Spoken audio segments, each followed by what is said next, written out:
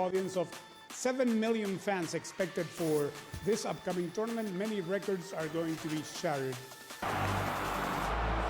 Soon we will host the World Cup and the Olympics, both of which I got. The 2026 FIFA World Cup in the United States was supposed to be historic. Bigger than ever, more global than ever, a celebration of unity, diversity, and the power of football to bring the world together.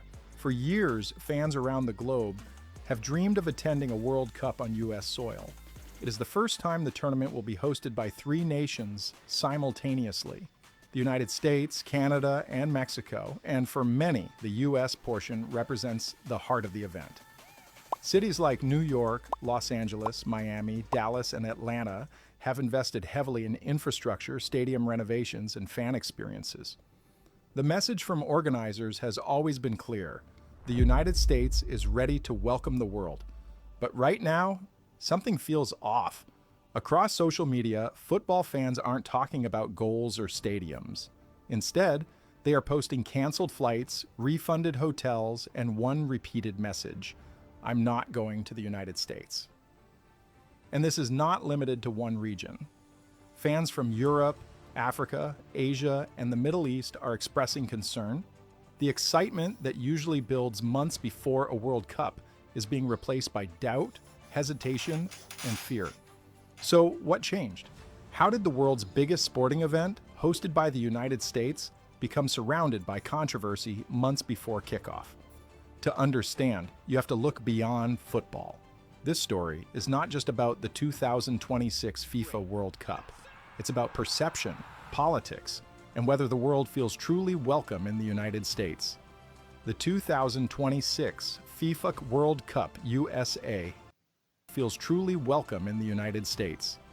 The 2026 FIFA World Cup USA edition is unlike anything we've ever seen before. For the first time in history, the tournament will feature 48 teams instead of 32. It will be hosted across 3 nations, but the majority of matches will take place on U.S. soil, making the United States the central hub of the competition. Cities like Los Angeles and Miami are preparing for a massive influx of fans. New York has upgraded its stadiums and transportation networks. Dallas has invested in fan zones and hospitality experiences. Atlanta is building new facilities to meet FIFA standards. These cities, along with dozens of others, have spent years planning, with billions of dollars poured into stadium upgrades, security, transportation, and tourism campaigns. The projected economic impact: over $5 billion flowing directly into the United States economy. Hotels booked to capacity, restaurants filled, stadiums roaring with international fans. All of this was supposed to signal a new era of the World Cup, one in which the United States could combine its infrastructure, global influence, and cultural diversity to host the most spectacular tournament ever. But the global conversation is shifting, and it is not about football anymore. One of the biggest concerns driving this backlash is U.S. immigration policy. Over the past few years, entering the United States has become increasingly complex for international travelers.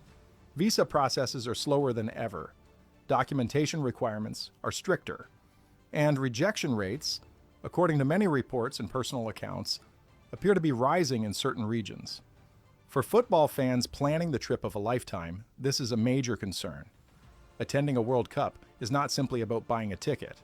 It is about planning months, sometimes years, in advance, booking flights, reserving hotels, purchasing match tickets, and coordinating travel itineraries.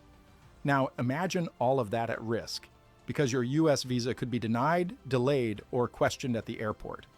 Online, these fears are spreading fast.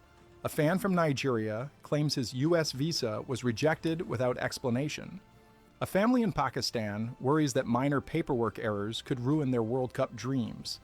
Travelers from parts of the Middle East describe fears of extended questioning upon arrival in the United States.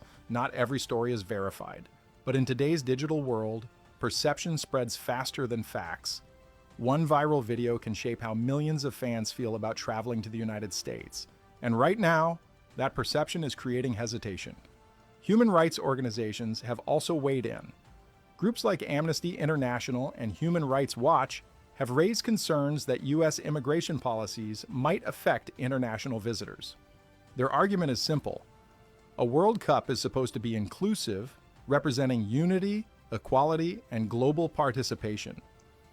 If someone feels unwelcome in the United States because of nationality, religion, or background, it contradicts the very spirit of the tournament. And once that idea takes hold,